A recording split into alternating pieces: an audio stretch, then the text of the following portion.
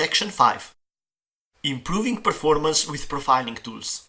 In this section, we will explore the diagnostic and performance tools in Visual Studio 2017. We will estimate application performance by measuring how much time passes between individual break events. We will look at the CPU and memory usage graphs in the Diagnostic Tools window. We will analyze memory snapshots and CPU profiling results.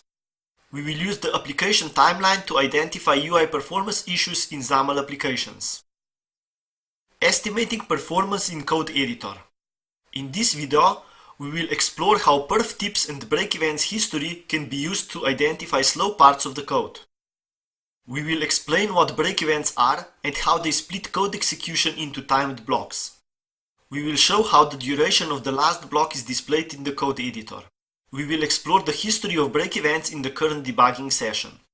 By default, Visual Studio automatically opens the Diagnostic Tools window whenever we start the debugger. If you have closed the window in the past as I did, Visual Studio will remember that and won't open it again for you. You can always open it again yourself though. We will primarily be interested in break events, which are listed on the Events tab. Whenever the debugger breaks the execution, a break event is added to this list. In this case, it happened because a breakpoint was hit. But it could as well be the result of misstepping over a call, or using run to click, or any other reason that would cause the debugger to break.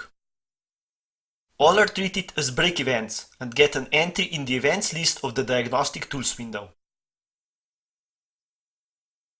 At every break event, except the first one in the debugging session, duration information is displayed next to the current line of code. It is called PerfTip.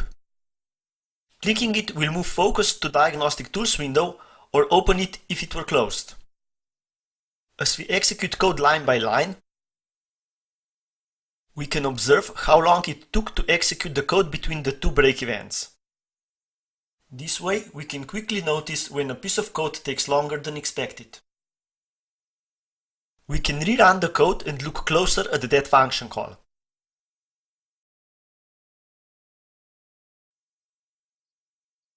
Of course, PerfTips also work when we step into a call.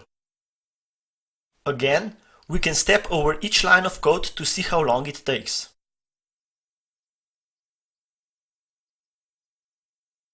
As expected, the function call is the offender.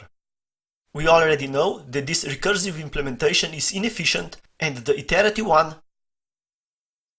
should be used instead. However, interestingly enough, only the first one of the two function calls inside this method already took longer than the whole method did in the previous run. That's the side effect of us debugging the function now. We should always be aware that debugging affects performance and can therefore introduce issues that might not be present otherwise. We can still compare results measured under the same conditions.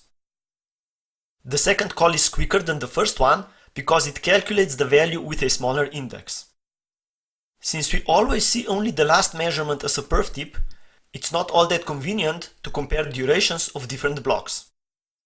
Here, the diagnostic window can help. Each break event in the events list has a corresponding duration value. There are other events in the list, but we can hide those to focus on what we are interested in.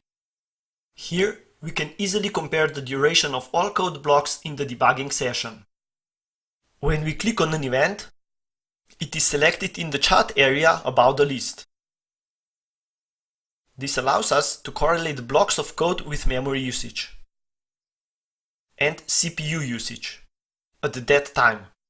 We will get into both of those in more detail in the following videos. In this video, we have performed a rough application performance analysis using PerfTips and break events history tools in Visual Studio 2017.